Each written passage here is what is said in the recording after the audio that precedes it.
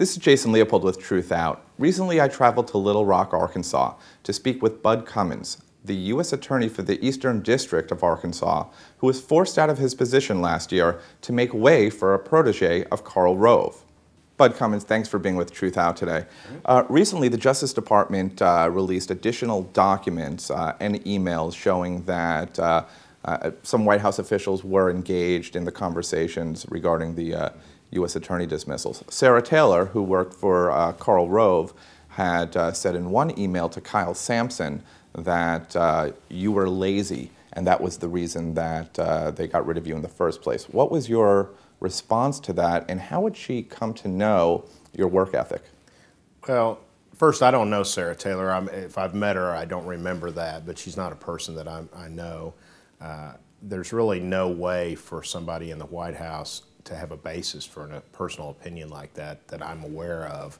I'm also not aware of anybody that should have formed a basis for an opinion like that in the Department of Justice of ever having any criticisms about my work ethic or the production of our office, because in fact our office was extremely productive, and I'm pretty confident about my work ethic. I'm not going to get into a debate with some woman I've never met that's making personal attacks about my professional work ethic.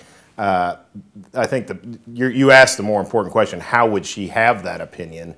And I honestly don't know the answer to that. Yeah, she said something about you were engaged in some sort of campaign.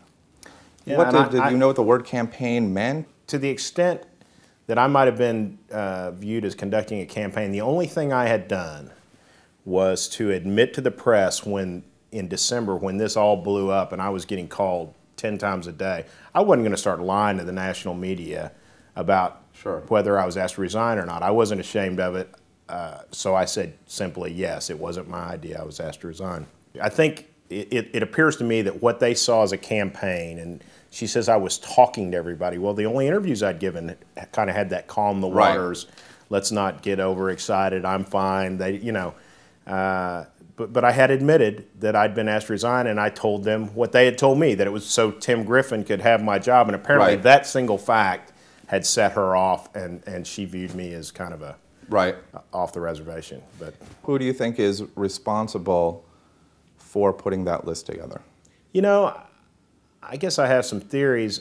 I'm fairly convinced that the fact that Tim Griffin was in the White House and worked with the people that apparently made these decisions was what stimulated the decision to ask me to step aside so he could serve as U.S. Attorney. I think mine is a fairly simple story, and if it was the only story, it's probably not, it might be a personal insult to me, but it's not the kind of thing that's going to bring down the government.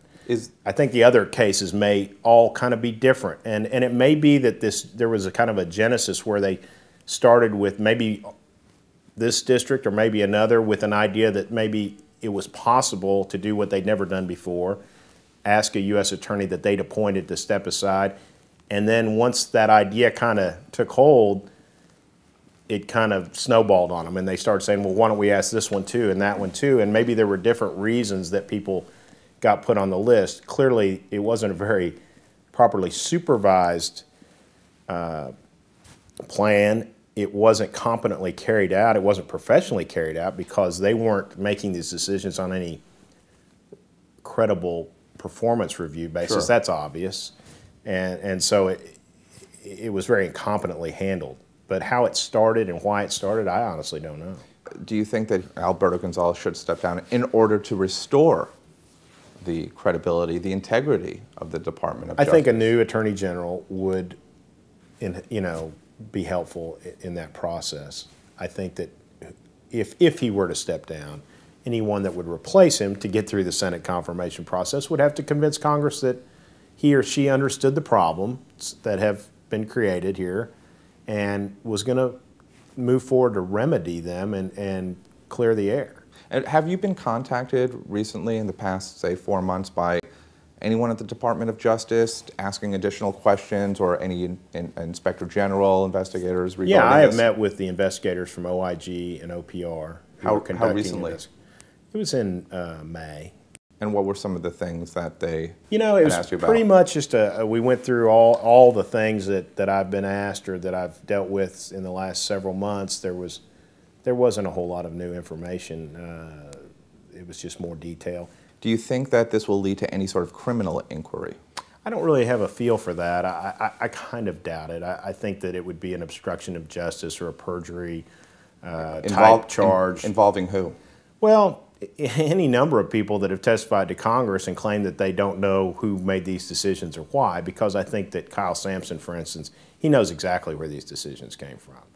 And I don't think he was truthful. But, you know, it's very difficult to prove a perjury. And these are all kind of vague issues and vague notions. And so, but I don't know. We'll just have to let that process run itself out. What about Attorney General Alberto Gonzales? How did you, what was your thoughts on his testimony?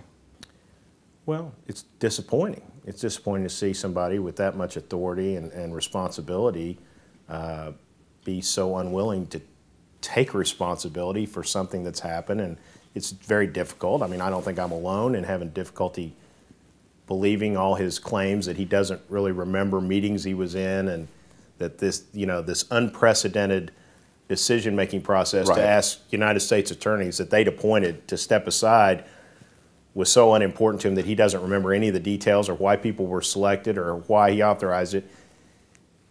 It's been maddening to me to see an Attorney General of the United States claim that he was responsible for a decision and he owns it, but he doesn't know why it was made and he doesn't know who made it. That's kind of crazy.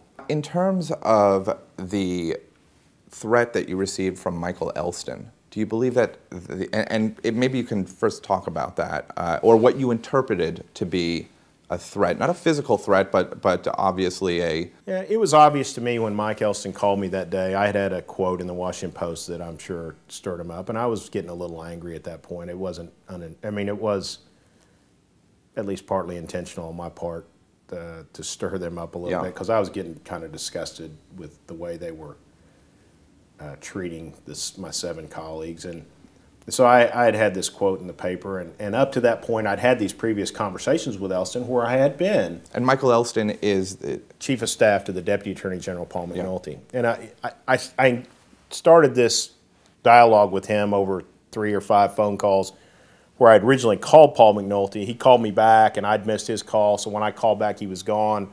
I ended up talking to Elston, and then he just kind of became naturally my point of contact. And like I said, I was trying, the first time I called, I was calling to say I was a little bit uncomfortable with what they were saying about me, but I was really calling just as much to point out that I thought the Attorney General had misstated the facts in a number of instances in his original testimony. And I assumed, because I assumed that we never at the Department of Justice intentionally stated the truth, that they needed to correct that and would want to know that I knew some things that appeared to be wrong. So I was just still trying to kind of be part of the team and say, hey, you know, here's a heads up.